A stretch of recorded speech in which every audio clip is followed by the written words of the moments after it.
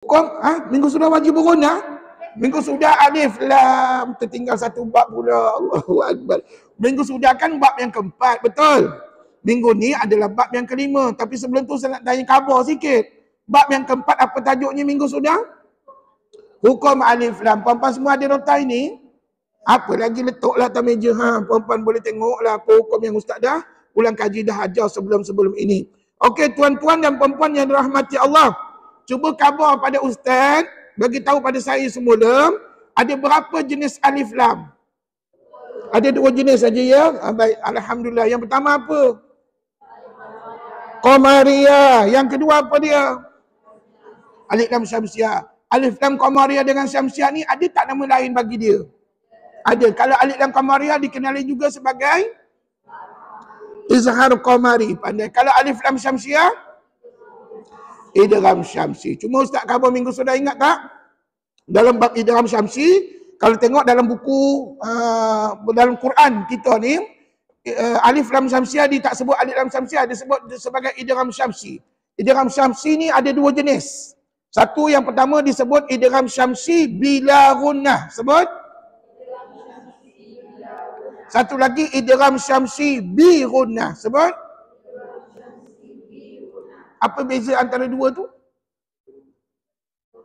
Satu tak dengung, satu dengung. Ataupun begini, perbezaannya kalau puan-puan ingat minggu sudah, siapa yang tak datang minggu sudah, puan-puan kena ingat ya.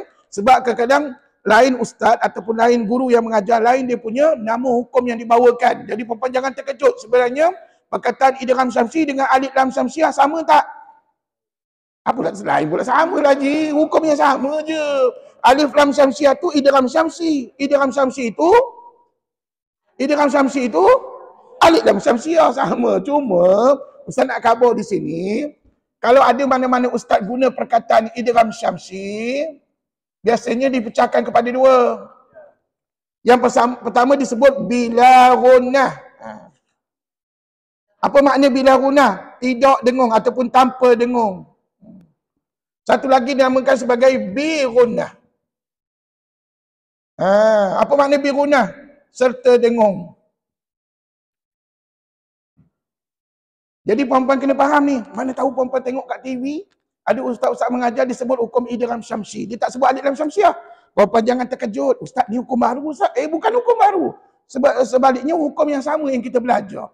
Cuma dalam kuliah ustaz saya lebih menyebut kepada alif lam syamsiah. Dan bila sebut alif lam syamsiah dia tak ada pecahan apa-apa lagi dah. Tapi kalau sesiapa mana-mana ustaz sebut perkataan idgham syamsi, biasanya dipecahkan kepada 2. Apa beza kedua-duanya? Yang pertama dari segi makna dia. Kalau ustaz tu disebut idgham syamsi bila gunnah, sebut? Maksudnya apa? Idgham syamsi ataupun alif lam syamsiah yang dibaca tanpa dengung. Manakala idgham syamsi bi gunnah, sebut? Maksudnya apa? Alif lam syamsiah yang dibaca dengan dengung ataupun serta dengung. Okey, apa lagi perbezaan yang puan-puan kena faham? Okey, puan-puan ingat tak huruf alif lam syamsiah ataupun idgham syamsiah ada berapa? 14. Cuba sebut 1, 2 mula. Ta, sa, dal, zal, ra, zai, sada, dada, ta, za, lam, nun. Dad, ta, za, dad, ta, za, kejap ya. Lam, okey. Puan-puan, saya hanya tulis sampai lam aja. Nun saya tak tulis. Sebab nun kejap lagi kita kena dengung. Kalau huruf lain ni tak payah dengung. Jadi nun tu letak kat sini. Itu ceritanya dalam buku Quran kita ni. Itu sebab puan-puan belajar kena berguru. Baru kita tahu kenapa ustaz tu dia letak namanya ada 2. Idgham syamsi pecah pada 2, bila gunnah dengan bi gunnah. Jadi sebagai contoh begini. Untuk bila gunnah ni kalau puan-puan perhatikan contohnya banyaklah. Antaranya perkataan apa? Ya, kita ambil perkataan contohnya asy-syamsi, contohnya asy-syamsi. Asy-syamsi. Cuba sebut baca kalimah ni asy-syamsi. Dengung tak dengung bacaan? Dengung ke tidak? Tak dengung sebab huruf syamsiah ni huruf apa? Huruf shin mana ada orang baca syamsi. Tak ada bunyi dengung puan. Tidak berdengung pada bacaan sebab dia melibatkan huruf shin. Dan kalau perempuan tukar huruf ni kepada huruf lain pun sama juga. Dia tidak berdengung ji. Tapi yang sana tu kena dengung. Contohnya apa? Ni. An-nur. Sebut. Apakah huruf syamsiah pada dia? Nun. Dengung tak dengung bacaan tadi? Dengung. Dengung itu dalam bahasa tajwid birunah. Serta dengung. Jadi perempuan, bila ustaz buat carta begini, perempuan nampak tak perbezaan antara perkataan bila runah dengan birunah. Tapi saya tak buat begini, saya tak ajar begini pada tuan-tuan perempuan. Saya ajar macam mana? Saya ajar alif lam syamsiah saja. Dan saya tak pecahkan kepada dua. Sebab saya fikir kalau saya pecah pada dua, nanti perempuan ada yang pening. Bila mula-mula pening, lepas tu tengok tingkap, tengok pintu, lepas tu perempuan mungkin ada yang cabut, mungkin ada yang tak larat nak memikirkan. Jadi perempuan tu sebab, perempuan, pengalaman saya mengajar, alhamdulillah, banyak mengajar saya, bagaimana nak sesuaikan pengajaran itu kepada peringkat umur yang kita ajar. Kalau saya mengajar budak-budak remaja, bolehlah saya cerita macam ni, detail macam ni. Tapi macam kita orang awam tak usah detail, nanti pening perempuan. Ustaz dah satu sudah lah, kenapa pecah pada dua pula? Jadi perempuan, dalam kuliah saya tak sebut begini. Tapi kalau perempuan dengar mana-mana ustaz mengajar, sebut perkataan idgham syamsi, maka biasanya dipecahkan kepada dua. Dan melibatkan huruf yang berbeza.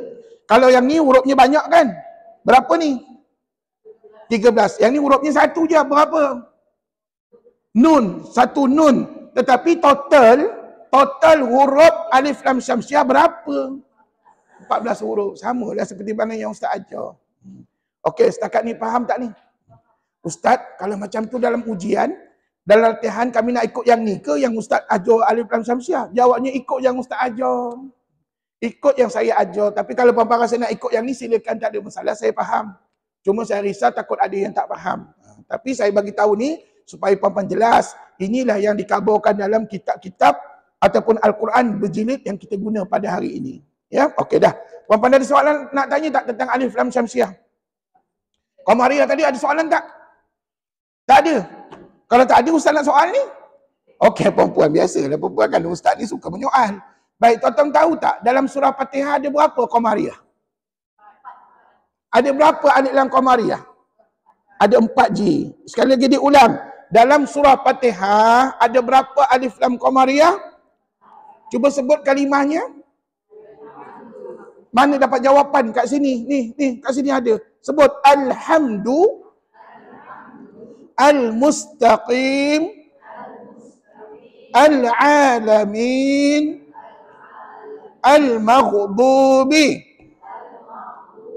Pegang elok-elok. 4 tu adalah alif lam Qamariyah yang berada pada surah Al-Fatihah kita. Perempuan boleh ingat tak sampai bila-bila ni? InsyaAllah. Dan kalau perempuan tak ingat, apa lagi, refer je lah nota ustaz ni. Dan kalau perempuan nak ngajar anak cucu, refer pada nota ustaz. Tapi tolong pastikan kalau nak ngajar orang lain, jangan kita seorang je ada nota, anak cucu tak ada nota apa-apa. Perempuan bagi nota ni kepada dia juga, supaya sama-sama boleh rujuk. Ya. Jadi perempuan, ustaz nak tanya ni, perempuan dah kenal kalimah-kalimah tadi alif lam Qamariyah. Perempuan tahu tak apakah huruf-huruf Qamariyah pada kalimah tadi? Tahu? Okey, kalau saya sebut alhamdu, sebut dulu. Apa huruf Qamariyah pada dia? Ha, pedas. Dan perempuan tahu tak macam mana nak cam huruf Qamariyah? Kata ulama, kata tok guru saya, huruf Qamariyah mesti adalah huruf yang ketiga selepas lam mati. Selepas apa puan? Lam yang mati. Jadi tak susahlah nak kenal huruf Qamariyah, ustaz. Alhamdu huruf Qamariyahnya ha pedas. Kalau al-mustaqim huruf mim. Kalau al-alamin, kalau al-maghdubi. Oi, pandai, alhamdulillah. Ustaz keluar ke dalam periksa soalan macam ni? Tak keluar. Habis tu ustaz tanya kami tadi kenapa? Sekadar untuk ilmu, tuan-tuan. Allahu Akbar. Kita ni dah berpuluh tahun baca Fatihah. Berapa tahun dah kita baca Fatihah, perempuan? Banyak tahun dah ustaz. Berpuluh tahun dah. Anda katalah kita ni dah akhir balik pada umur 10 tahun ataupun 11-12 tahun. Maka start itulah kita mula membaca Al-Fatihah di dalam solat. Cuba bayangkan, Sekarang ni umur kita berapa, tolak sendirilah perempuan ni. Tahulah umur kita berapa. Dan perempuan takkanlah 4 kalimah ini tak boleh tahu bahawa hukumnya adalah alif lam qamariyah yang berada pada surah Al-Fatihah kita. Baik, itu qamariyah. Kalau syamsiah ada berapa dalam Fatihah? Okey, tiba-tiba anak cucu minta contoh. Perempuan nak bagi contoh mana? Tu contohnya di bawah ni. Tengok ni. Pertama kalimah Ar-Rahmani. Sebut. Kedua Ar-Rahim. Ketiga Ad-Din. Sebut. Keempat As-Sirata. Kalimah Al-Ladzina. Keenam ini bermakna kalimah yang ada alif lam qasyamsiah dalam surah Fatihah kita ada berapa? Ada 6 ke 8? Tadi Ustaz sebut 6? Kita kena ingat Ar-Rahmani dengan Ar-Rahim berapa kali ji dalam Fatihah? 2 kali diulang. Bermakna sudah jadi 4 ji. Bermakna total alif lam syamsiah yang ada dalam Fatihah adalah 8 kalimah. Tadi kita baca 6 kalimah. Tapi kena ingat Ar-Rahmani dengan Ar-Rahim 2 kali diulang dalam Fatihah. Bermakna totalnya 8. Puan-puan, setakat ni faham tak? Dan kalau ditanya apakah huruf syamsiah pada dia, boleh jawab Ar-Rahmani. Apakah huruf syamsiahnya? Ar-Rahim, Ad-Din, As-Sirata. Oi, pandai. Al-Ladzina. Inna lillah. Puan-puan, lam ke dal? Ustaz dengar dal tadi tu sebab Ustaz sebut inna lillah tu. Puan-puan, salah jawapan. Siapa jawab dal salah. Jawapannya Al-Ladzina. Huruf syamsiah apa? Lam. Ingat tak Ustaz kata minggu sudah? Al-Ladzina ni termasuk dalam isim mausul ataupun kata nama penyambung. Maka sengaja tak ditunjukkan 2 lam pada tulisan. Sebab kalau tunjuk 2 lam nanti takut ada yang salah baca jadi nama Allah. Betul? Biasanya nama Allah saja yang ada 2 lam. Tapi kat sini Al-Ladzina bukan nama Allah. Al-Ladzina maknanya apa? Yang. Yang tu maknanya kata penyambung kepada perkataan sebelum dan selepasnya. Okeylah puan-puan, sekali lagi diulang. Al-Ladzina. Huruf syamsiah.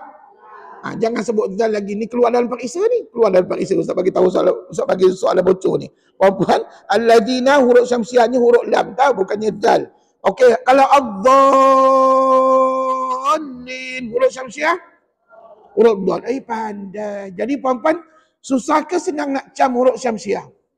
Senang. Yang mana biasanya huruf syamsiah tu sentiasa bersabdu. Selagi tak jumpa sabdu, maka dia bukan huruf syamsiah pada dia. Alhamdulillah. Ustaz suka ulang-ulang macam ni. Pasal apa? Saya tahu siapa pelajar saya. Dan perempuan, saya bukan sehari 2 kenal perempuan. Masuk ni dah hampir setahun dah saya kenal dengan perempuan. Mungkin ada yang lebih pada itu, ya. Jadi Alhamdulillah. Jadi itu sebabnya saya suka mengulang-ulang apa yang kita ajar pada minggu sudah supaya kita sentiasa ingat, ya. Dan kita boleh bawakan dalam bacaan Quran kita. Okey puan, mari kita teruskan dengan bab yang kelima, boleh? Namanya apa? Sebut hukum qalqalah. Sekali lagi, hukum qalqalah. Puan-puan tahu ke apa makna hukum? Kaedah bacaan ataupun peraturan cara bacaan pun boleh berlaku lah. Qalqalah tu apa? Melantun. Atau nama lain? Gegaran kuat pun boleh juga. Ataupun satu lagi? Mendetuk. Boleh berlaku. Cuma jangan jawab meloncat. Perempuan ni dulu ada pelajar jawab meloncat. Bukan saya jawab, perempuan yang jawab. Pelajar saya yang jawab. Tak tahulah siapa pelajar berkenaan. Jadi perempuan, jangan jawab meloncat je perempuan ya. Perempuan kena jawab sama ada melantun, mendetuk atau gegaran kuat. Tu jawapan tu dah ada dekat nota ustaz ya. Yang ni macam keluar je dalam periksa nanti ustaz tanya perempuan ya. Baik puan-puan, persoalannya apa yang melantun? Apa yang melantun? Huruf qalqalah. Berapakah huruf qalqalah? 5 ke 6? 5. Sebutkan 5 huruf qalqalah. Alhamdulillah, semuanya khusyuk tengok nota. Maknanya puan-puan tak hafal lagi ke? Puan-puan dah hafal ke belum? Jangan cakap belum. Cakap on the way. On the way. Dalam perjalanan, Ustaz nak menghafal. Mungkin esok, mungkin minggu depan, mungkin tahun depan saya hafal lah Ustaz. Allahu Akbar. Tapi jangan lama sangat menghafal perempuan. Bukannya banyak hurufnya, sekali lagi diulang. Sebut huruf qalqalah. Jangan salah sebut. Jangan qaf, ta, ba, jim, dal. Bukan ta. Qaf, ta, ba, jim, dal. Sebut. Baik. Perempuan kenal ke huruf qalqalah tadi tu? Perempuan kenal ke? Kenal. Perempuan jawablah soalan ustaz. Kalau kenal, kenal. Kalau tak kenal, cakap tak kenal. Baik, perempuan kenal lah ustaz. Kenal dari segi apa? Dari segi bentuknya. Qaf bentuknya melengkung ke bawah. Macam tu kan? Ada titik dua. Kalau ta bulat begitu, ada menegak, ada tiang di tengah-tengah di ujungnya, tapi tidak ada titik pada ta. Kalau ba macam sampan, ada titik satu di bawah. Kalau jim ada satu titik di tengah. Kalau dal melengkung begitulah, tidak ada titik pada dia. Baik, dari segi bentuk no problem. Dari segi tempat keluar bunyi hurufnya, perempuan ingat lagi tak dulu ustaz ajar? Okey, nak sebut qaf guna apa? Pangkal lidah. Ditekan ke mana? Sudah, adalah seorang dua je menjawab. Yang lain tengah menunggu jawapan kawan. Okey, dengar molek-molek.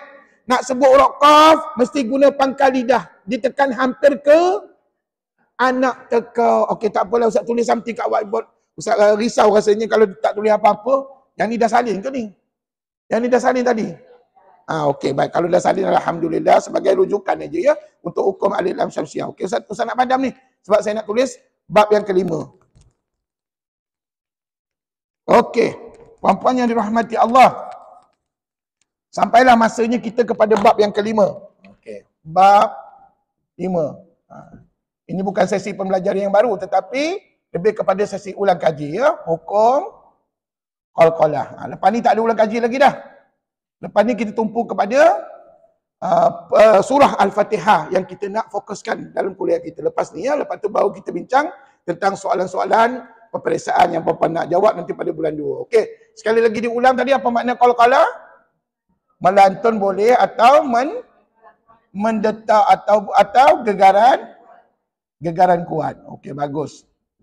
Ini makna qalqalah. Dan huruf qalqalah tak boleh lebih, tak boleh kurang daripada 5. Apa dia puan? Qaf, ta, ba, jim, dal. Bagus. Kalau keluar dalam periksa boleh jawab? Puan-puan nak tulis daripada kanan ke kiri ke kanan? Kenapa kanan ke kiri? Lah, sebab kita baca Quran kanan ke kiri ustaz, maka kami kena tulis kanan ke kiri lah. Kalau puan-puan tulis kiri ke kanan, terbalik baca Quran puan-puan. Puan-puan baca Quran kanan ke kiri ke kanan? Kanan ke kiri itu sebab kita kena tulis kanan ke kiri. Nampak tak ustaz tulis tadi? Kanan ke kiri. Betul? Tapi ada juga pelajar mungkin tak biasa agaknya dia menulis ayat Quran, dia tulis kiri ke kanan. Boleh ke? Boleh kalau betul hurufnya.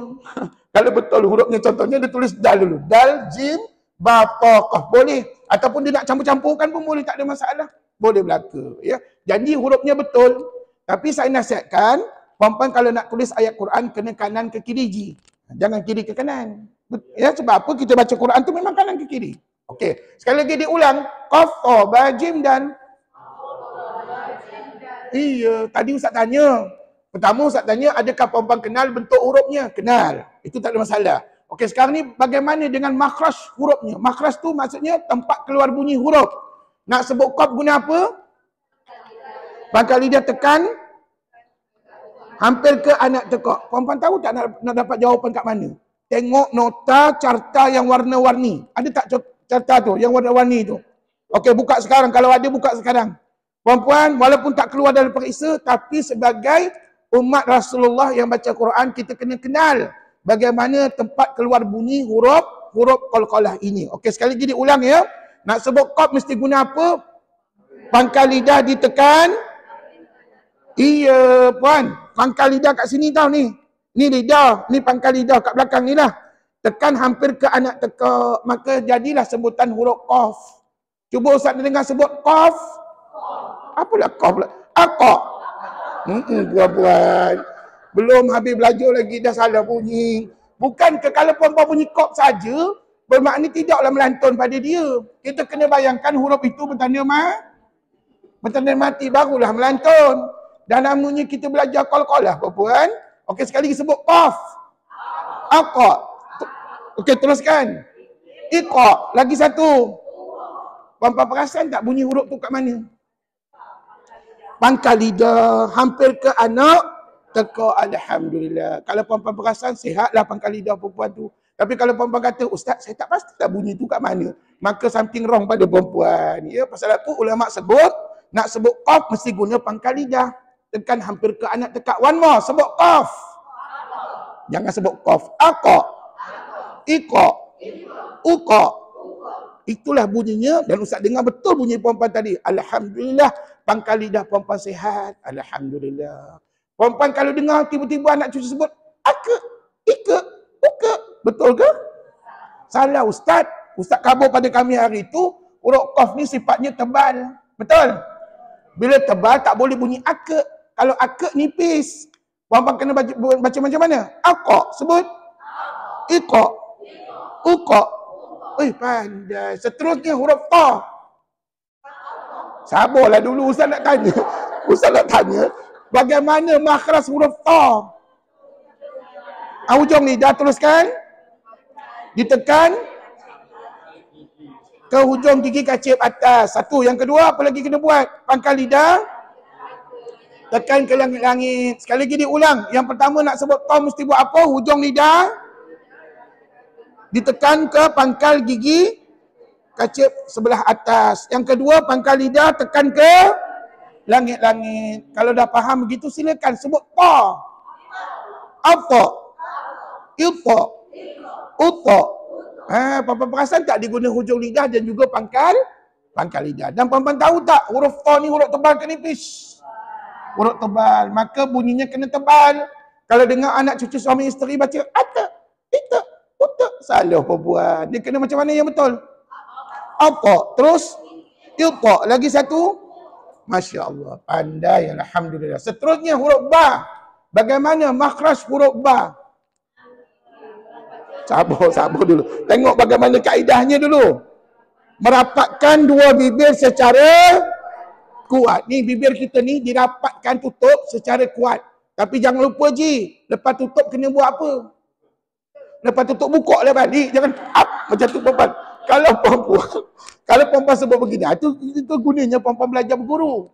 Kalau perempuan belajar sorang-sorang dengan buku, jawabnya perempuan akan sebut begini nanti. Up, ip, up. Betul salah? Apa pula salah? Dia kata dalam nota tu dia kata merapatkan dua bibir secara kuat. Itu sebab perempuan kena belajar dengan guru, dengan adik ustaz menerangkan. Kata ustaz, kata ulama, lepas kamu tutup kena buka balik. Supaya ada bunyi lantunan. Dan sekarang ni kita sedang belajar apa? Maka puan-puan kena tutup dan buka balik bibir tu. Sekali lagi ikut ustaz sebut ba. Aba. Iba. Betul tak? Tutup buka balik. Uba. Ya, barulah jadi qalqalah pada huruf ba. Tapi kalau perempuan tak belajar dengan ustaz kan, dengan guru kan, maybe perempuan tengok nota tadi, anda katalah perempuan ada nota. Dia kata dalam nota merapatkan dua bibir secara kuat. Up, ip, up. Betul ke salah? Salah pada sifat dia. Sebab setiap huruf ba yang mati mesti melantun je.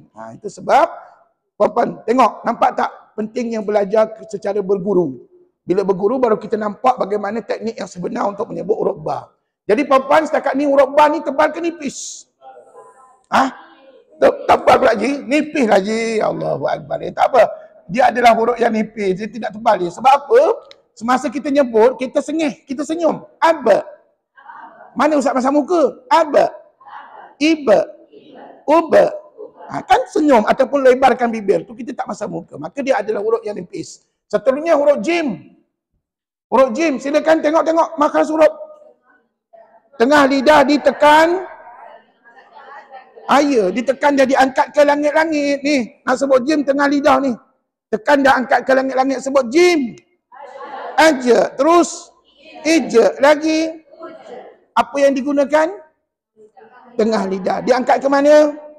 Ke langit-langit. Maka jadilah sebutan huruf jim. One more. Aja. Ija. Uja. Alhamdulillah. Dan perempuan dengar si jim tadi tebal ke nipis? Nipis. Tidaklah tebal. Nipis dia adalah huruf yang nipis. Dan satu lagi huruf dal.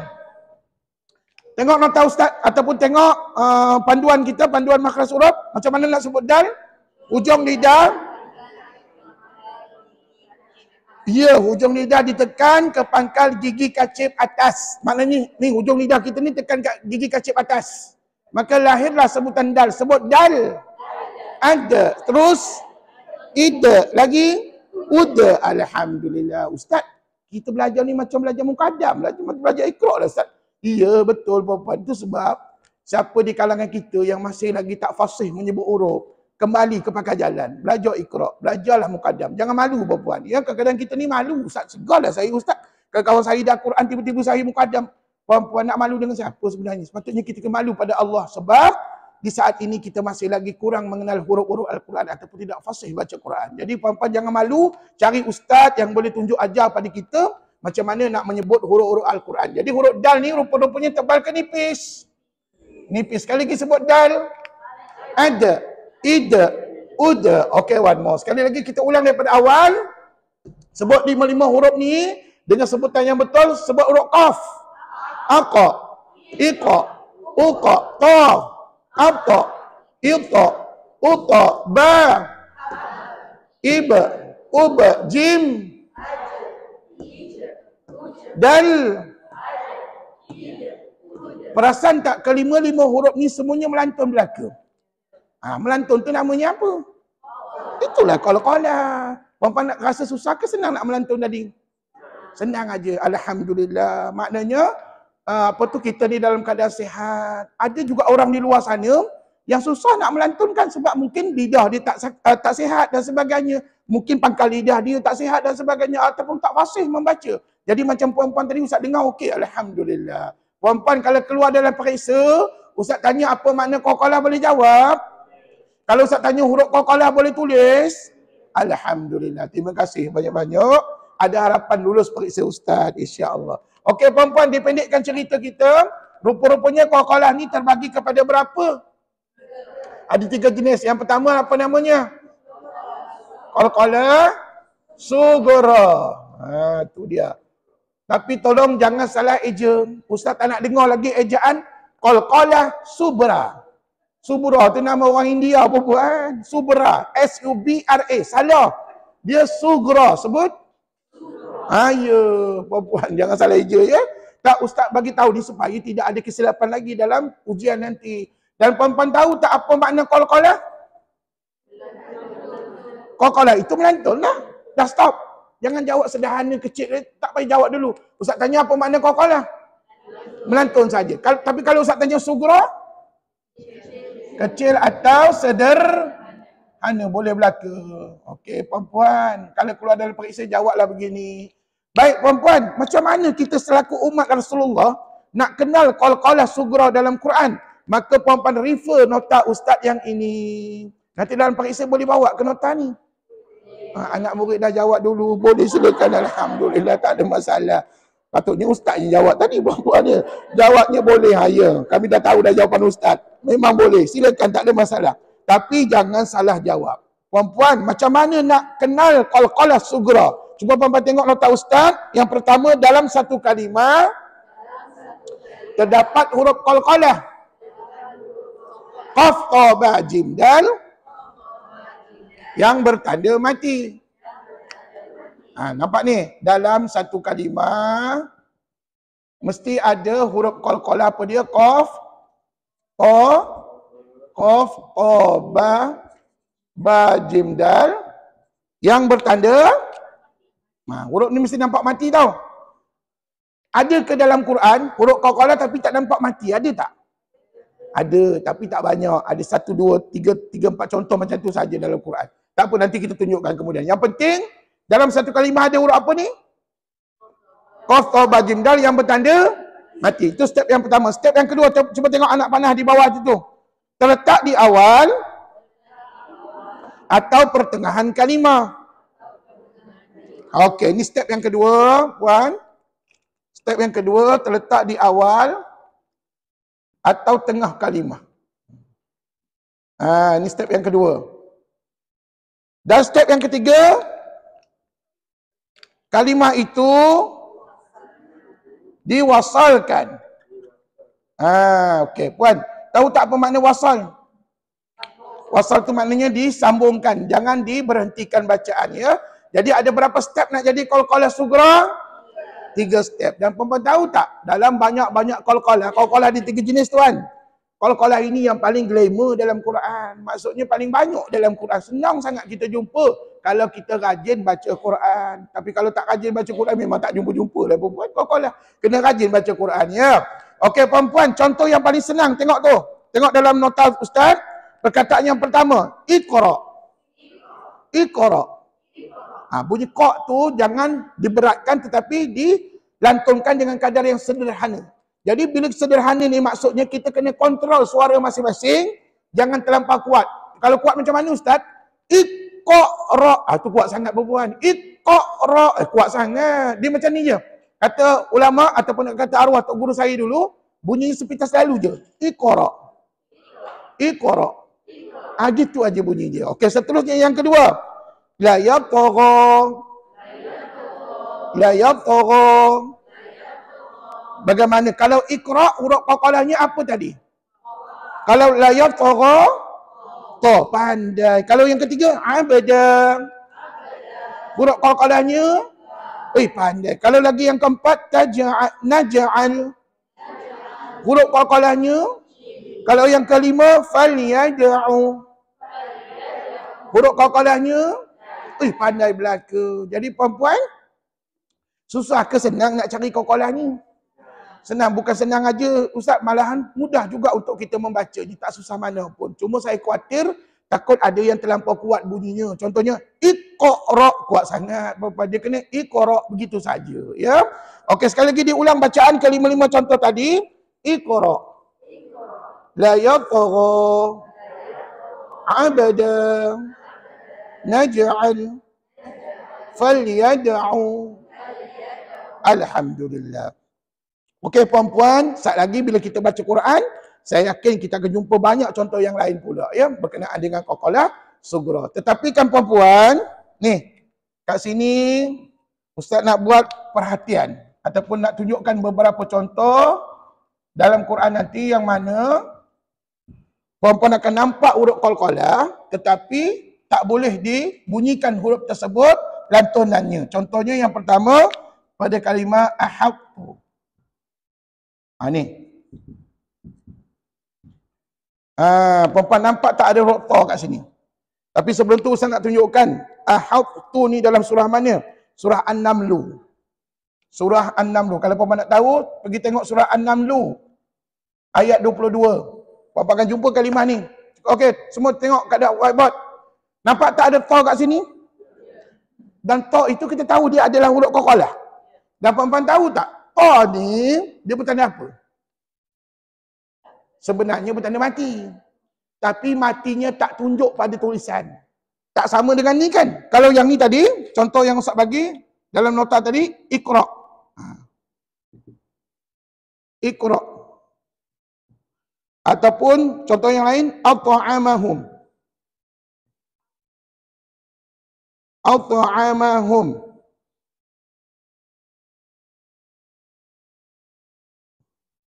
Okey. Kalau perempuan tengok contoh di sini, huruf qalqalahnya semua nampak mati, betul? Tapi kat sini huruf qalqalahnya tak nampak mati. Jadi ulama suruh buat apa ni? Nak baca tak huruf ta ni? Nak baca tak? Tak apa, baca ke tak baca Ustaz lagi Ustaz bagi tahu. Ustaz bagi contoh lain pula. Ada lagi contoh lain. Ni. Ada lagi satu contoh lain. Lebih kurang macam di atas juga, huruf ta-nya ada, tapi tak nampak mati pada dia. Kosong aja. Perempuan jangan pula pandai-pandai. Ustaz, ni salah saya. Tak agaknya saya nak tulis mati kat sini Ustaz. Saya nak tambah. Tak boleh. Jangan tambah apa-apa. Memang sengaja ulama tak tunjuk apa-apa tanda pada huruf ta. Tapi sebenarnya ta itu adalah ta yang mati. Cuma tanda matinya tidak ditunjukkan. Okey, kalimah yang kedua ni, tak besar lagi saya tunjuk cara bacaan. Berada pada surah Al-Ma'idah. Surah Al-Ma'idah ayat 28. Surah Al-Ma'idah ayat 28. Dan satu lagi, Nas. Ni.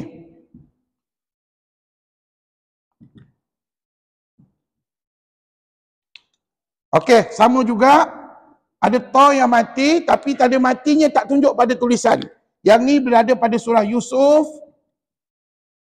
ayat 80. Okey. Tuan-puan, ketiga-tiga kalimah ni hanya pada surah ni aja yang ada dalam Quran. Puan-puan baik catat ataupun rekodkan, tandakan balik rumah nanti, mesti puan-puan jumpa kalimah ni pada surah-surah yang saya nyatakan ini. Okey. Sekarang ni Ustaz nak tanya, huruf ta ni nak baca ke tidak? Kata ulama kena baca je. Tapi kamu hanya boleh baca tebal tanpa melantun pada dia. Jadi kalau anak cucu tanya, "Mak, huruf ta ni nak baca ke tidak?" Jawabnya baca. Tapi hanya dibaca tebal dan tidak melantun pada dia. Okey, Ustaz buat statement kat bawah ya. Huruf ta dibaca tebal tetapi tidak melantun. Macam mana cara bacaannya Ustaz? Okey, mari saya tunjukkan cara bacaan. Tapi sebelum tu baca statement Ustaz dulu. Huruf ta dibaca tebal tetapi tidak melantun. Okey, macam mana bacaannya? Okey, sebelum tu Ustaz nak puan-puan sebut, kita buat praktikal, basic praktikal berkenaan dengan ta. Macam mana sebut ta?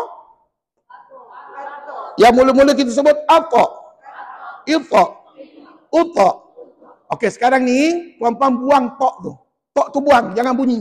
Puan-puan sebut macam ni je. Up. Il. Up. Macam tu aja. Dia tak ada melantun. Jadi macam itulah bacaannya dalam kalimah ini. Tengok saya baca. Ahabtu. Ahabtu. Basabta. Ada melantun tak? Tak melantun. Tapi bunyi ta tadi bunyi tak? Bunyi. Tapi hanya dibaca dengan tebal. Tidak melantun. One more. Ahabtu. Basabta. Ma farrabtum. Alhamdulillah. Catatlah kalimah-kalimah ini. Dan mungkin puan-puan tak tahu benda ni ada dalam Quran. Dan puan-puan jangan kata pula salah cetak ni, tak ada titik ni, tak ada tanda ni, Ustaz, salah cetak ni. Bukan salah cetak. Sengaja ulama buat begini pasal dia ada hukum tajwid yang puan-puan belum belajar. Puan-puan tahu tak apa nama hukum ni? Idgham mutajanisain. Cuba sebut seperti lalu. Idgham mutajanisain. Alhamdulillah. Bila nak belajar ni Ustaz? Nanti semester 2. Semester depan, tahap yang kedua, puan-puan akan belajar lebih detail dengan Ustaz. Ya? Dan banyak lagi contoh-contoh yang lain dalam idgham mutajanisan. Bukan 3 contoh aja, ada lagi contoh-contoh yang melibatkan huruf-huruf lain pula. Ya? Okeylah puan-puan, setakat ini okey tak Qalqalah Sughra tadi? Dan puan-puan, walaupun Ustaz kata Qalqalah Sughra ni banyak dalam Quran, tapi dalam Fatihah ada tak ni? Ada dalam Fatihah. Kat mana adanya tu? Jawabnya tak ada. Puan-puan jangan mana-mana pula. Bismillah, bismillah. Sin pula jadi melantun. Ada. Dulu pernah saya dengar. Pelajar baca bismillah, salah. Ada pula pernah saya dengar. Alhamdulillah. Wah, melantun pula pada lam dengan mim. Tak boleh melantun. Betul puan. Saya pernah dengar pelajar begitu baca. Jadi puan-puan mujurlah belajar. Maka saya tegurlah puan. Minta maaf. Jangan melantun. Jangan baca al. Tak boleh. Sebab lam tu bukan huruf Qalqalah. Kena baca al saja. Cuba sebut al. Hamdu. Alhamdu. Melantun tidak? Tidak melantun. Maka betul lah bacaannya. Jadi puan-puan, kadang-kadang kita tak faham, kita tak belajar. Jadi mungkin jadi tabiat. Selama ni tak ada siapa tegur saya Ustaz. Pelajar berkenaan dia jawab, Ustaz, selama ni tak ada siapa tegur saya salah Ustaz. Ustaz lah orang pertama tegur saya. Alhamdulillah. Saya kata syukur. Semasa kita hidup di muka bumi Allah ni, segala kesilapan kita ditegur oleh tok-tok guru kita, maka kita redha terima kesilapan itu dan perbetulkan, perbaiki ya. Okeylah puan-puan, maka saat lagi kita baca surah Al-Baqarah, saya yakin kita akan jumpa banyak contoh Qalqalah Sughra. Dan contoh kat sini 2 Ustaz bagi dan ada 5 contoh dekat nota Ustaz ya. Okey puan-puan, seterusnya saya nak pergi pada Qalqalah yang kedua. Namanya Qalqalah. Qalqalah yang kedua ni Qalqalah apa puan? Qalqalah Kubra. Apa makna Qalqalah? Melantun. Kubra itu besar atau kuat. Besar atau kuat. Ingat tau, kalau Ustaz soal dalam periksa, apa makna Qalqalah saja, jawab melantun. Tapi kalau saya tanya apa makna Kubra, Besar atau kuat. Puan-puan tak payah cerita panjang lebar. Kadang-kadang ustaz tanya pendek aja. Soalan itu pendek, puan-puan cerita panjang lebar. Ada pelajar cerita apa tahu? Saya tanya apa makna kubra? Kubra itu besar. Ditambah lagi, besar itu berlaku apabila kita melihat huruf qalqalah. La ilaha illallah. Kenapa panjang sangat ceritanya? Tak payah buat karangan. Agaknya yang jawab soalan ustaz tu tak tahulah, suka karangan agaknya, wallahu alam. Tapi dalam soal jawab ustaz tak payah buat karangan. Sekadar ustaz tanya apa makna kubra? Besar atau kuat. Dah habis cerita. Seterusnya, macam mana nak kenal qalqalah kubra? Ikut ustaz. Dalam satu kalimah terdapat huruf qalqalah. Apa dia? Ayo, dalam satu kalimah mesti ada huruf qalqalah puan. Apa dia? Qaf, ta. Salah satu ni mesti ada lah, bukan 5-5 ya. Ba, jim, dal. Salah satu mesti ada. Okey, kemudian step yang kedua baca. Nanti dulu. Bertanda. Huruf qalqalah tadi jadi bertanda mati atau berbaris satu atau baris dua. Maknanya, step yang kedua, huruf qalqalah ini maybe kita nampak dia mati, maybe kita nampak dia baris satu, maybe kita nampak dia baris dua. Macam ni. Maknanya salah satu tanda ni mesti ada pada huruf qalqalah. Ya. Jadi puan-puan, ini adalah step yang kedua. Step yang ketiga, letak di mana Haji? Letak di akhir kalimah. Dan kalimah itu yang keempat, kalimah itu diwakafkan. Kalimah itu diwakafkan. Jadi tuan, ada berapa step di sini? Ada 4 step. Lengkap jadi qalqalah kubra. Mari saya tunjukkan bagaimana contohnya. Okey, saya bagi contoh. Saya nak tunjukkan huruf qalqalah ni bertanda mati. Tengok ni. Puan-puan suka tak baca surah Al-Ikhlas? Sambung ayat ustaz. Qul huwallahu ahad. Puan-puan tahu tak ahad itu tulisannya macam mana? Ni. Ahadun. Lepas tu kat ujung ni ada tanda wakaf. Nampak? Bukankah ada huruf qalqalah, huruf dal? Berbaris 2? Betul? Letaknya di mana? Di akhir kalimah. Dan kalimah itu kita buat apa? Bila wakaf je, huruf dal ni tak boleh baca baris 2 depan lagi dah. Dia kena mati. Bila mati, maka dia melantun lah pada dia. Bila melantun namanya qalqalah kubra. Kubra tu apa makna? Besar atau kuat maknanya apa? Iyalah, besar atau kuat tu apa maknanya? Maksudnya didengar clear. Jelas pada telinga masing-masing. Jangan ahad, sikit je bunyi berbuan. Ada pula qul huwallahu ahad. Terus tak bunyi-bunyi. Ustaz duk tunggu-tunggu mana bunyi dek tak bunyi-bunyi. Puan-puan salah ya. Kita baca gini. Ahad. Dengar tak bunyi dek tadi? Dengar. Itu namanya kuat. Kuat tu bukan disuruh menjerit. Tidak. Tetapi didengar pada telinga masing-masing. Jadi puan-puan kata ulama, ini contoh yang pertama. Qalqalah kubra. Ulang balik. Ahad. Okey. Puan-puan nampak tak huruf qalqalah tu berbaris 2 di depan. Okey. Saya nak tunjukkan dia bertanda mati. Allahus samad. Samad. Samad dia berbaris 1. Samad. Ni. Dia berbaris 1. Yang ni tadi baris 2, ini baris 1. Tapi dia still qalqalah kubra. Dan letaknya di akhir kalimah. Ni dia. Huruf dal. Huruf dal juga. Cuba baca as-samad. Okey, kita ulang balik. Qul huwallahu ahad. Allahus lam yalid wa lam yulad. Tengok ya.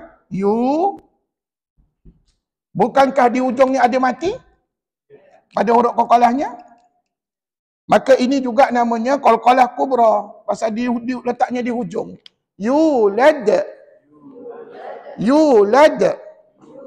Cuma kata ulama, tanda matinya tidak tunjuk. Dia kosong macam ni. Tapi hakikatnya dia mati. Yulad. Kena baca dengan qalqalah kubra.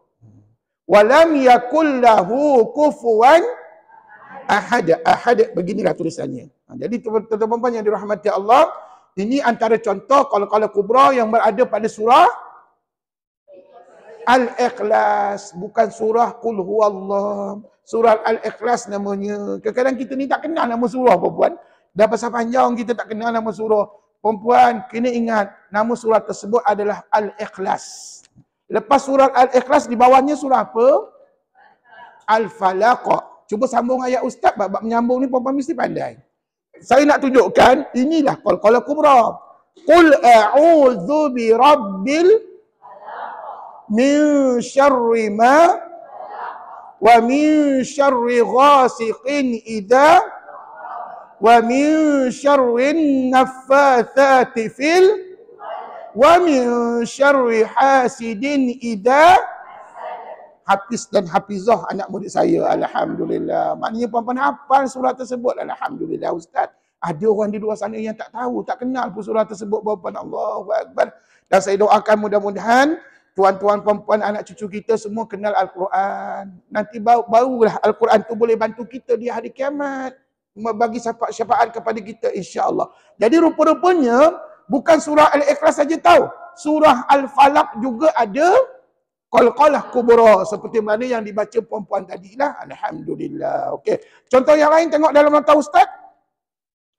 Khalaqa jadi apa? Khalaqa jadi apa? Khalaqa. Sebut betul-betul. Khalaqa. Apa huruf Qalqalah Kubra di situ? Qaf. As-sirati jadi apa pula ti pula? As-sirata. Sebut. Iya, apa huruf Qalqalahnya di situ? To, pandai. Lahabin jadi lahab. Apa huruf Qalqalahnya pula? Oi, pandai. Fa akhraja, wakafkan. Fa akhraja, sebut. Apakah huruf Qalqalah padanya? Dan yang terakhir, ahadun jadi huruf Qalqalah padanya? Oi, pandai, alhamdulillah. Ustaz doakan puan-puan sentiasa cerah hati melihat hukum ini dalam Quran. Kadang-kadang Ustaz kat sini dia cerah, bila baca Quran tak ingat pula bacaan Allahu Akbar. Mungkin juga berlaku pada itu, pada kita. Tapi saya doakan mudah-mudahan kita semua sentiasa diberikan hidayah, cerah hati kita ketika membaca Quran. Cerah hati itu maksudnya kita memahami tajwid, hukum tajwid yang dibaca. Barulah bacaan Quran kita itu betul dan diterima oleh Allah Subhanahu Wa Taala. Jadi puan-puan, ingat Qalqalah Kubra, ingat surah apa tadi Ji? Al-Ikhlas atau Al-Falaq. Surah lain ada lagi tak? Surah lain ada lagi tak? Ada. Surah Al-Lahab. Kalau puan-puan rajin baca surah Al-Lahab pun banyak juga Qalqalah Kubra, ya. Dah cukup. Ini Qalqalah Kubra. Qalqalah yang ketiga. Namanya Qalqalah apa kat situ? Qalqalah Akbar. Okey, Qalqalah ketiga. Sebut sekali lagi, Qalqalah Akbar. Iya, apa makna Qalqalah? Melantun. Akbar, sangat kuat atau sangat besar. Alhamdulillah. Puan-puan, bila sebut sangat kuat atau sangat besar, maka dia merujuk kepada istilah akbar tadi, ya. Akbar. Okey, macam mana nak kenal Qalqalah Akbar? Sebenarnya kan, cara nak kenal Akbar dengan Kubra lebih kurang sama. Cuma ada sedikit perbezaan. Ada sabdu dengan tak ada sabdu. Kalau Qalqalah Akbar dia ada sabdu. Jadi gini, puan-puan copy aja yang ni sebenarnya. Kalau nak jadi Qalqalah Akbar, puan-puan copy je syarat nombor satu. Ataupun step yang pertama. Apakah step yang pertama? Dalam satu kalimah, terdapat huruf Qalqalah. Apa dia huruf Qalqalahnya Ji? Qaf, Ta, Ba, Jim, Dal. Okey. Step yang kedua, kat sini ada berbeza. Step yang kedua berbeza. Cuba perhatikan, nota Ustaz. Huruf Qalqalah mesti bersabdu dan berbaris satu. Tengok ni. Dia mesti bersabdu. Nampak ni? Sabdu dan juga berbaris satu. Beza tak dengan Qalqalah Kubra tadi? Kalau Kubra, dia tak nak sabdu, dia nak mati baris satu atau baris dua. Tapi yang ni dia nak bersabdu dan berbaris satu. Okey, step yang ketiga. Letak di mana? Letak di akhir kalimah. Dan step yang keempat je, kalimah itu diwakafkan. Sama je macam Qalqalah Kubra tadi, ya. Jadi ada 4 step. Dan puan-puan tahu tak? Qalqalah akbar ni, dia tidaklah begitu banyak. Tidak begitu kerap dalam Quran. Sekali-sekala je kita jumpa. Tapi still tetap ada dalam Quran. Jadi kita kena ambil tahulah tentang qalqalah ini. Dan puan-puan, antara contoh qalqalah akbar dalam Quran adalah perkataan apa? Macam kita baca surah Al-Lahab. Cuba baca surah Al-Lahab ayat 1. Tabbat yada abi lahabiu. Tengok ni. Watabba. Macam ni tulisan dia. Dan puan-puan akan nampak dekat ujung ni ada huruf qalqalah. Dan huruf qalqalah itu bersabdu. Dan kalau diwakafkan maka puan-puan kena baca gini. Watabba. Watabba. Kena break dulu. Break sekejap je. Jangan lama-lama break tu. Break 1 second. Lepas tu bunyikan be lah. Tengok. Watabba. Watabba. Gitu. Jangan lama-lama. Jangan lama sangat nak tunggu be perempuan. Ya, janggal nampaknya ya. Pelik benar bunyinya. Takkan satu contoh Ustaz? Contoh yang lain tak ada? Ada? Contohnya perkataan. Ni. Al-haqqu. Kalau wakaf jadi apa? Al-haqqa. Sebut. Al-haqqa. Bagus. Contoh yang lain pula. Ni. Al-hajju. Kalau wakaf jadi apa? Al-hajj. Sebut. Bagus. Al-hajj. Gitulah. Inilah huruf qalqalah pada dia, huruf jim. Lagi satu.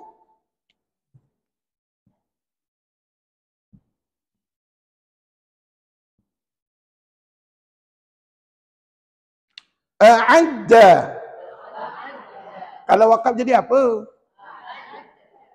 Apalah da pula. A'adda. Sebut. A'adda. Kena break. Ini namanya qalqalah akbar. Kat mana huruf qalqalahnya? Dah. Ataupun contoh yang lain. Ni. Asyaddu. Kalau wakaf jadi apa, Ji? Asyad. Sebut. Bapa kena belajar daripada ustaz bagaimana nak membaca qalqalah akbar dengan betul. Kalau puan-puan dengar ada orang baca asyad, a'ada, al-hajj, salah. Sebab dia tak break. Dan dia dibuang sabdu dalam bacaan. Sedangkan dekat sini ada sabdu. Dan puan-puan pergi tanyalah dengan mana-mana ustaz kat luar sana. Setiap huruf bersabdu, ustaz-ustaz akan khabar apa tahu? Kita kena break sekejap ataupun tahan bacaan sekejap sebelum kita lantunkan bunyi qalqalahnya. Jadi puan-puan, nampak tak? Teknik membaca qalqalah kubra, akbar, kubra, sugra dan akbar sama ke berbeza? Beza tak sama. Kalau kubra macam mana bacaannya tadi? Baca dia. Iqra. Janganlah terbendung lama-lama sekejap ustaz. Saya fikirkan macam mana cara bacaan. Tak payah fikir perempuan. Terus je. Iqra. At'amahum. Ini qalqalah sugra. Tapi kalau kubra? Ahad. As-samad. Yulad. Kuat sikit daripada yang tadi. Kalau akbar? Watab. Haqqa. Hajj. A'ad. Asyad. Kan beza tu. Jadi puan-puan, inilah 3 jenis qalqalah yang ada dalam Quran. Yang pertama namanya qalqalah apa puan? Sugra. Yang kedua apa? Kubra. Yang ketiga? Alhamdulillah. Ustaz doakan mudah-mudahan puan-puan ingat, faham dan boleh bawa bacaan ini dalam Quran nanti ya. Dan puan-puan tak lama lagi kita nak menyambut Ramadan ni. Tinggal lebih kurang 2 bulan lebih lagi nak menyambut Ramadan. Mudah-mudahan puan-puan dapatlah kita baca Quran dengan bacaan yang betul. Ustaz, tahun sudah sebelum masuk kelas ustaz ni saya tak tahu ni qalqalah ada 3 jenis ni. Saya main ikut je ke kawan. Kalau ke kawan melantun saya melantun. Dia tak melantun saya pun tak melantun. Puan-puan tahu ni jangan ikut-ikut. Kalau nak ikut orang boleh tapi ikut dengan ilmu. Maknanya kalau ada ke kawan baca qul huwallahu ahad. Allahus samad. Kita dah tahu dah. Apa yang dia baca tadi adalah qalqalah kubra. Tapi kalau ada orang kawan baca tabbat yada abi lahabin wa tab. Itu qalqalah apa? Akbar. Tapi kalau adik kawan baca Iqra bismi rabbikal ladzi Iqra qalqalah sugra. Alhamdulillah. Puan-puan, inilah kisah 3 jenis qalqalah yang ada dalam Quran kita. Ustaz, kalau saya belajar akan datang dengan ustaz-ustaz lain sama tak cerita macam ni? Jawabnya sama. Pasal ini adalah ayat Quran. Ayat Quran tidak akan hilang daripada mazhabnya selagi tidak berlakunya hari kiamat. Nanti kalau berlaku hari kiamat, barulah Quran kita ni hilang satu persatu tulisan daripada mazhab yang kita pegang pada hari ini. Mudah-mudahan kita mati dalam keadaan kita belajar Quran, membaca Quran, insya-Allah. Amin. Ada soalan nak tanya ke? Ya, saya. Ramadan biasanya saya bercuti 2 bulan untuk bagi peluang kepada semua para pelajar saya untuk lebih menumpukan kepada pembacaan Quran bersama dengan grup tadarus masing-masing. Saya tahu ada pelajar saya bila masuk Ramadan dia akan join mana-mana masjid, join grup tadarus. Itu sebab saya tak buat kelas. Dulu pernah saya buat dan sekarang ni kenapa Ustaz tak buat? Itu pertama. Yang keduanya sebab saya sibuk menguruskan NGO saya dari segi kebajikan asnaf di mana setiap petang kita bagi. Saya kena sediakan nasi lebih kurang 300 bungkus, 400 bungkus nak diagihkan kepada asnaf. Jadi asnaf datang ke tempat saya, ambil lah dan mereka buka puasa di rumah. Dan sekali-sekali kami buka puasa di surau ataupun di mana-mana tempat yang sesuai lah. Sekiranya ada sumbangan. Jadi puan-puan itu sebab saya tak sempat nak mengajar. Saya sibuk dengan NGO dan juga saya nak bagi peluang kepada puan-puan untuk bebas bawa diri masing-masing. Puan-puan, Ramadan dah kita ni rajin pergi ke masjid-masjid. Kalau bukan bulan Ramadan mungkin tak berapa rajin. Kalau Ramadan ni seronok Ustaz, Masjid At-Taqwa ni macam-macam program. Masjid Gopran, Masjid Bukit Damansara dan sebagainya. Puan-puan pergilah mana-mana masjid. Ustaz izinkan puan-puan pergi, tapi kalau nak baca Quran tak tahu apa yang nak dibaca, apa lagi? Ambil gambar, tanya Ustaz. Saya sentiasa berada pada handphone tu, tengok apakah soalan yang puan-puan nak utarakan kepada saya cuba jawab. Setakat mana yang saya boleh, ya. Itu sebab saya tak buat kelas pada bulan Ramadan. Minta maaf lah, ya. Dan puan-puan, insya-Allah jumpa tak jumpa nanti kita pada bulan selepas bulan Syawal. Maknanya Ramadan, Syawal 2 bulan cuti. Lepas tu kita jumpalah balik untuk kuliah kita seterusnya tajuk tahap yang kedua. Okey, kalau tak ada soalan nak tanya, mari kita teruskan perjuangan kita baca Quran. Sudah tentu masih berada pada surah Al-Baqarah. Ustaz nak tanya ni, ada tak qalqalah dalam baca Al-Baqarah kita ni? Insya-Allah ada, ya. Silakan surah Al-Baqarah ayat berapa dah? 177. 183 pula. Okey. 183 dan kita sudah pun masuk kepada juzuk yang kedua. Betul? Okey, ready? Ya ayyuhalladzina amanu kutiba alaikumusshiyam. Kebetulan ayat puasa pula ni. Okey, puan-puan. Nanti dekat-dekat nak Ramadan mesti Tok Imam ataupun mana-mana masjid dan surau, Tok Imam biasanya akan membacakan ayat ini untuk memperingatkan kepada para jemaah bahawa kita dah dekat dengan bulan Ramadan. Okey, ready? A'udzu billahi minasy syaithanir rajim.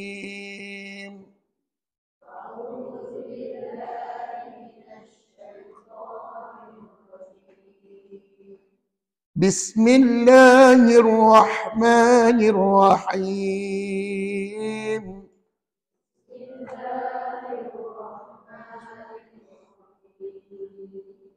Ayat 183 surah Al-Baqarah, muka surat 63. Ya ayyuhalladzina amanu kutiba alaikumus shiyam.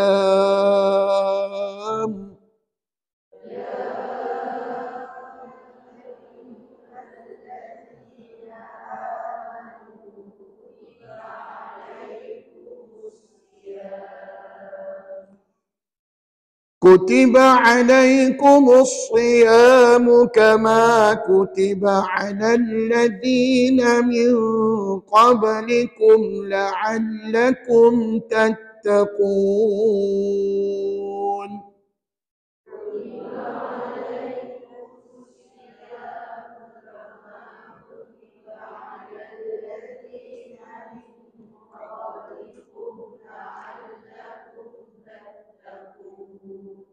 Cuba sebut kalimah ini. Min qablikum. Nak kata sugra ke, kubra ke, akbar? sudah tentu sugra. Sebab huruf qalqalahnya berada di tengah kalimah ataupun di awal kalimah qablikum. Jadi puan-puan jelas ini adalah qalqalah sugra. Ayyaman ma'dudat.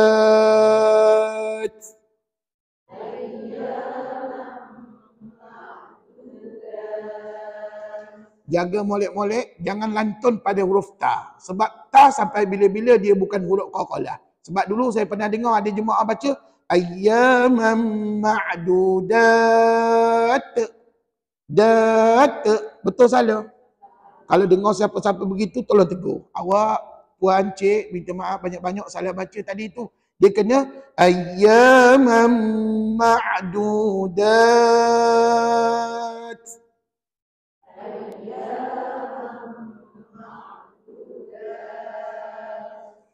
فمن كان منكم مريضا أو على سفر فعدة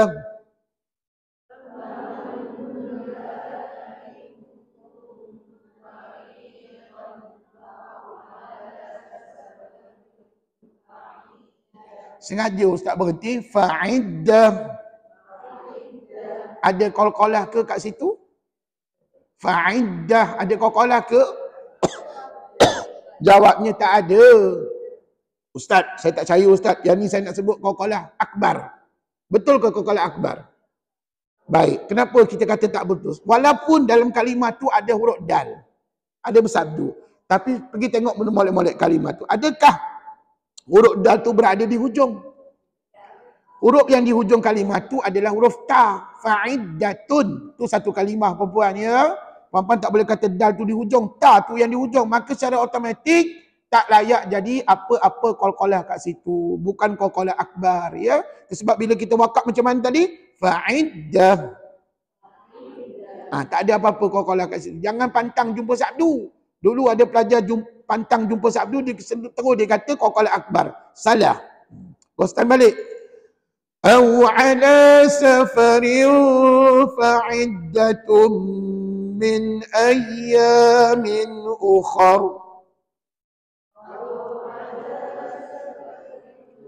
Fa'iddatun min ayyamin ukhar. Berhenti.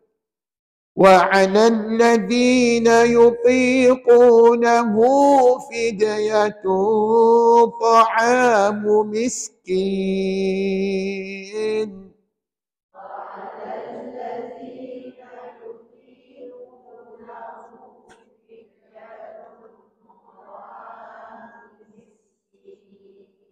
Cuba perhatikan perkataan ini, ikut. Fidyatun. Dah tahu dah qalqalah apa. Nampak? Betul tak Ustaz kata qalqalah sughra tu banyak dalam Quran. Ya, senang sangat kita jumpa. Tapi apakah huruf qalqalah sughra pada fidyatun? Hurufnya adalah dal. Pandai. Mana pun tahu? Dia bertanda mati. Puan jangan senyap. Mana tahu? Tak tahu. Agak-agak je Ustaz. Tak boleh agak-agak. Puan kena kata ini qalqalah sughra dan huruf qalqalahnya dal. Muqtamad. فَمَنْ تَطَوَّعَ خَيْرًا فَهُوَ خَيْرٌ لَهُ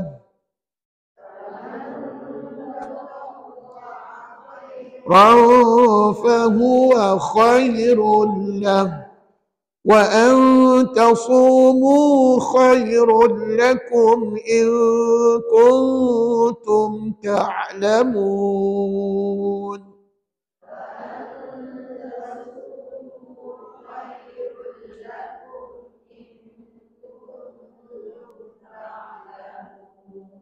Ada lagi tak qalqalah?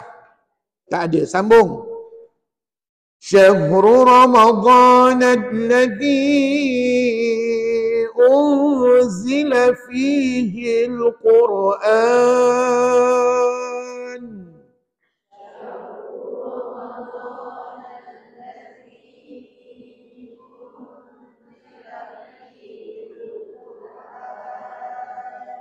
هدى للناس وبينات من الهدى والفرقان.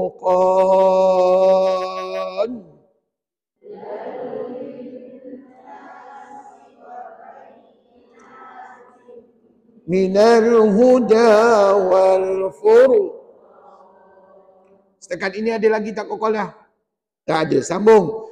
Faman syahida minkum asy-syahra falyasum.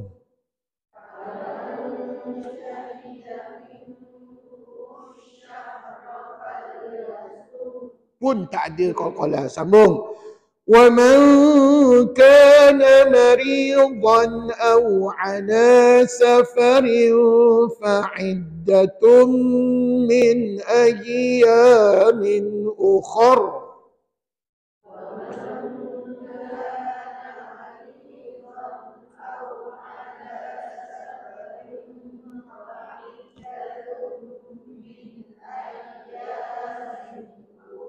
Pun tak ada qalqalah. Sambung.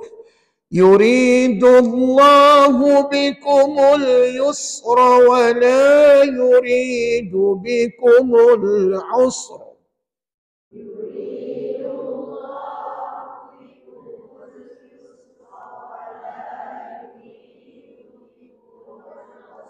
Berhenti kat situ, tidak ada qalqalah pada dia ya.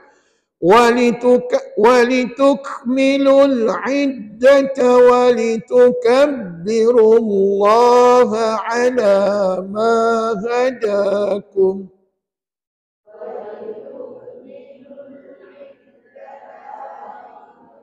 كَبِّرُوا اللَّهَ عَلَى مَا هَدَاكُمْ. Ghostan balik. وَلِتُكَبِّرُوا اللَّهَ عَلَى مَا هَدَاكُمْ وَلَعَلَّكُمْ تَشْكُرُونَ.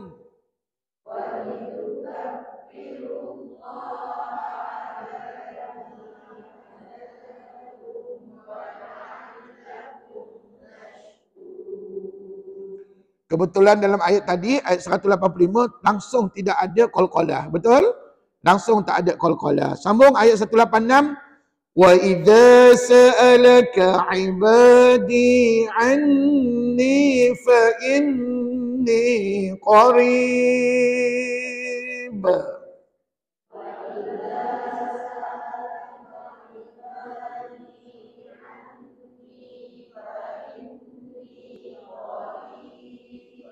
Kebetulan berhenti pada qarib. Sebut.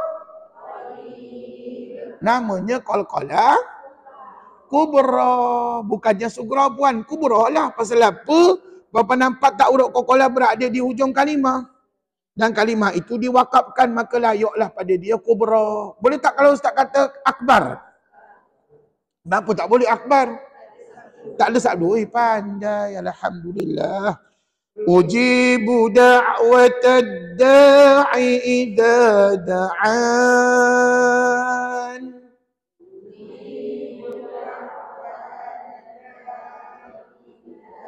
Da'an. فَلْيَسْتَجِيبُوا لِي وَلْيُؤْمِنُوا بِي لَعَلَّهُمْ يَرْشُدُونَ.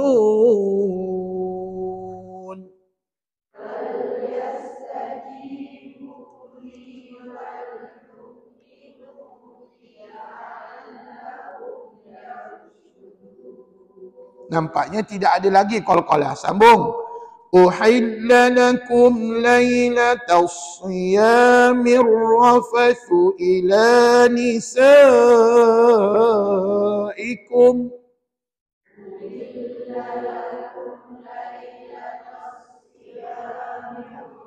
Fathu ila nisaikum.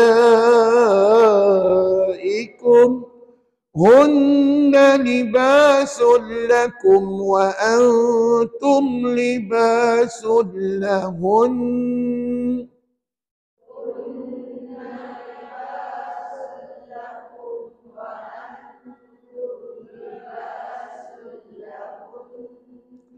Ada ke qalqalah? Kalau ada, khabar kat Ustaz. Tak ada. Ya, sebab tidak ada huruf qalqalah ataupun tidak cukup syarat nak jadi apa jua qalqalah kat situ. Ya, sambung. Alimallahu annakum kuntum takhtanuna anfusakum.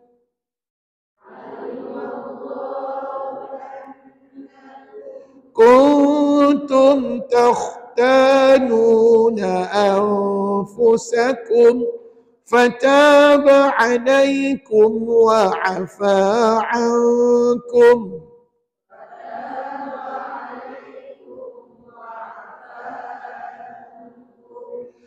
فالآن باشروهن وابتغوا ما كتب الله لكم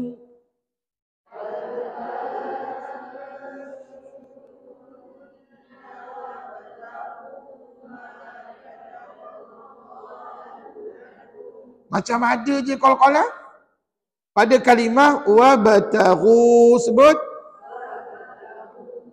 qalqalah apa namanya? Sugra juga. Alhamdulillah, betul. Kalau gitulah jawapan perempuan dalam ujian nanti, insya-Allah lulus. Semua lulus dengan cemerlang, insya-Allah. Amin. Wa kulu washrabu hatta yatabayyana lakumul khayt.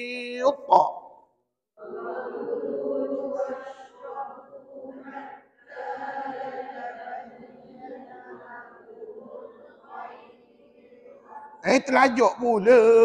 Ustaz baca kat mana tadi berhenti? Khayt. Sebut. Tolong ikut ustaz baca. Baru jumpa qalqalah. Tapi kalau perempuan nampak panjang tak nak berhenti pada khayt, maka perempuan boleh sambung khayt tu. Boleh juga, tak ada masalah. Tapi tadi ustaz berhenti kan? Pasal nak tunjuk ada qalqalah. Perempuan qalqalah apa yang kita baca tadi? Cuba gariskan dekat khayt. Tadi gariskan. Dan perempuan boleh tulis qalqalah kubra jika wakaf. Dan apa huruf qalqalahnya ji? Pandai. Sekali lagi kita ulang. Wa kulu washrabu hatta yatabayyana lakumul khayt.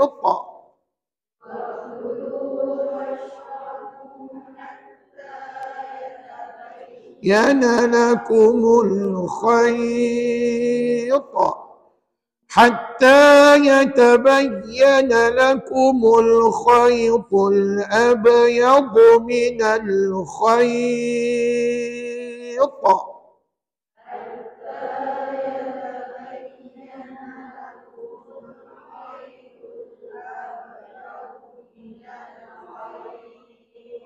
Andai katalah tak cukup nafas ustaz, oksigen saya sampai situ je ustaz, maka perempuan itu juga qalqalah kubra. Kat mana? Minal khayt. Sebut. Tapi dengan syarat kita berhenti. Kalau perempuan tak nak berhenti, tak jadilah qalqalah kubra. Jadi kesimpulannya, siapa yang menentukan berlakunya qalqalah tu? Kita yang baca ayat tadi ustaz, bergantung kepada nafas masing-masing. Gostan balik. Minal khaytil aswadi minal fajr.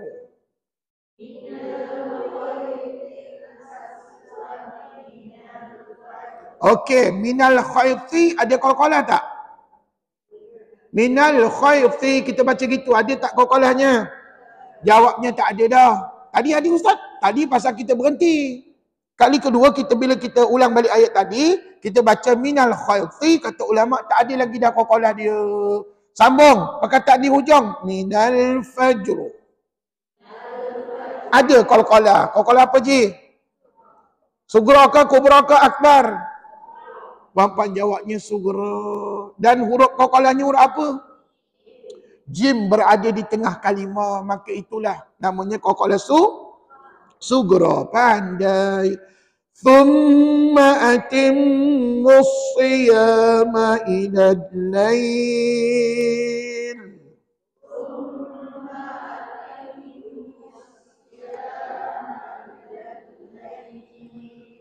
ولا تباشروهن وأنتم عاكفون في المساجد.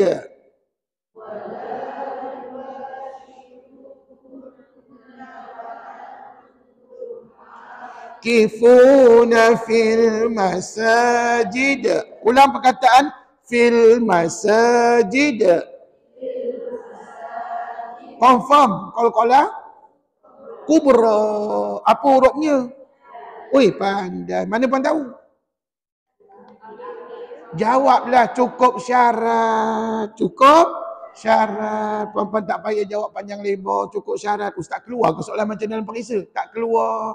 Tapi selaku pembaca Quran kena tahulah huruf qalqalahnya huruf dal, iaitu berada di hujung kalimah kan? Kenapa huruf dal? Sebab cukup syarat lah nak jadi qalqalah dia ya, qalqalah kubra. Sambung. Tilka hududullahi fala taqrabuha.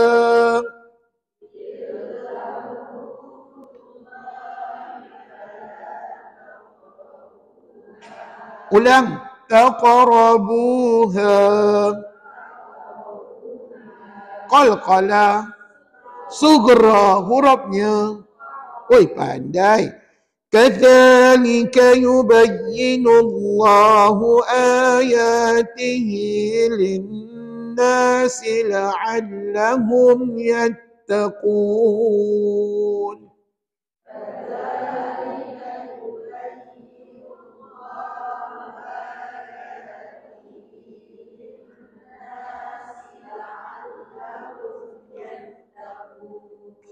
Sambung lagi ayat sebelah.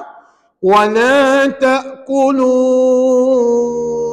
أَمْوَالَكُمْ بَيْنَكُمْ بِالْبَاطِلِ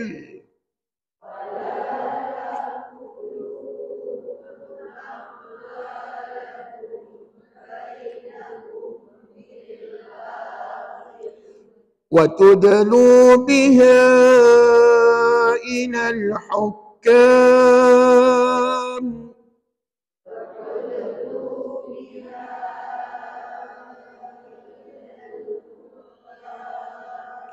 Ulang perkataan watudlu. Qalqalah sugra hurufnya. Pandai. Dan puan-puan tahu tak qalqalah sugra ni kenapa dia banyak dalam Quran? Sebab puan-puan dia berada di awal atau tengah kalimah. Ini banyak semua dalam Quran. Ini macam contoh watudlu. Hurufnya mesti huruf qalqalah yang bertanda mati. Dia tak boleh berbaris puan-puan, dia kena mati. Dan matinya itu mesti nampak dalam pada tulisan, maka itu namanya qalqalah sugra. Litakulu fariqam min amwalin nasi bil ithmi wa antum ta'lamun.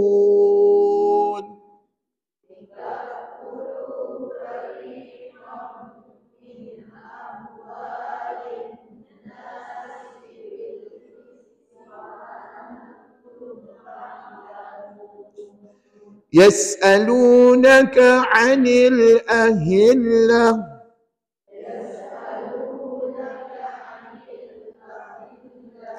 قل هي مواقيت للناس والحج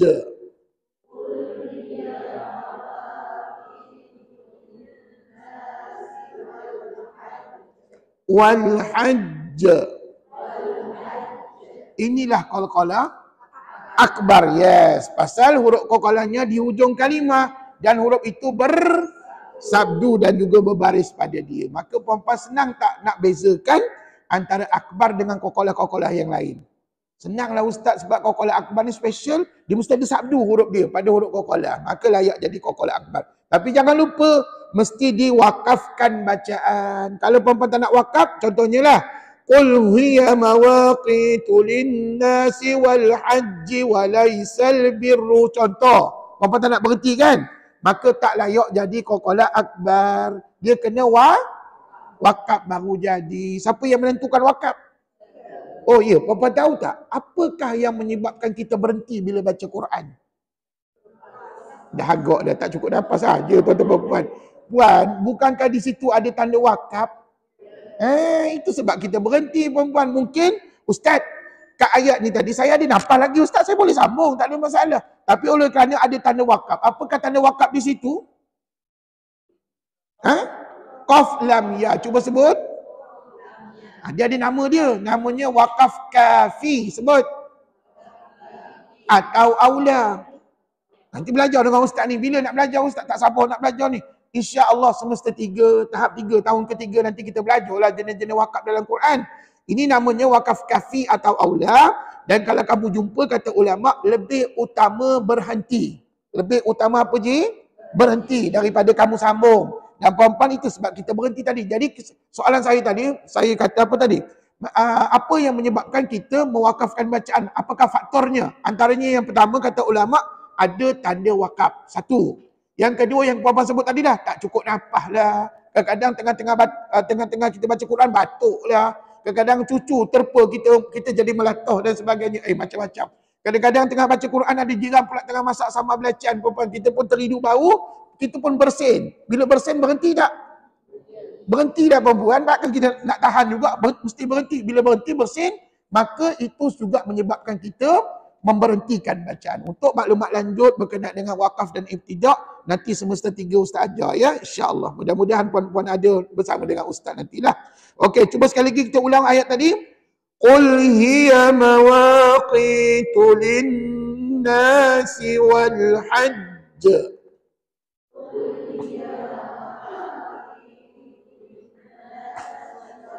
Hajj. Namanya kokol apa? Akbar, pandai. Walaysal birru bi an ta'tul buyuta min zuhuriha. Rubi an ta'tul buyuta min zuhuriha. Walakinnal birra man ittaqa.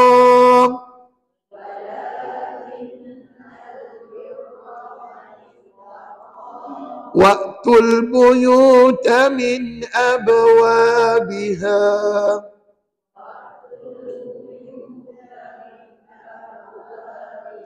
Ulang. Min abwabiha.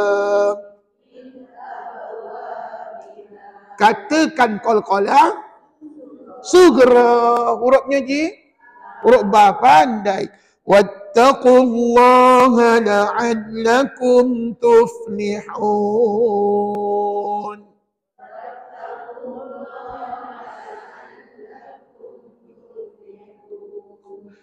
وقاتلوا في سبيل الله الذين يقاتلونكم ولا تعتدوا.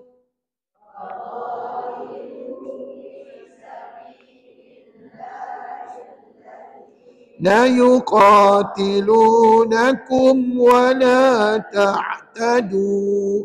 إن الله لا يحب المعتدين.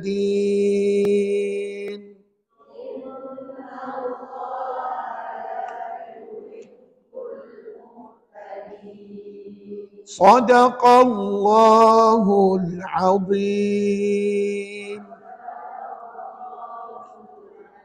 Alhamdulillah. Puan-puan syukur hari ini kita tamatlah ulang kaji kita.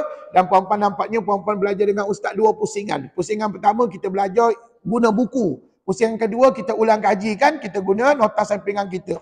Dan minggu depan jangan tak datang kelas. Sebab saya nak bincangkan jawapan untuk latihan dalam buku latihan ini. Puan-puan dah buat ke latihan yang banyak muka surat tu? Siapa yang dah siap dah buat tahniah. Tapi betul ke salah jawapan? Betul semua ke ataupun ada 1-2 salah?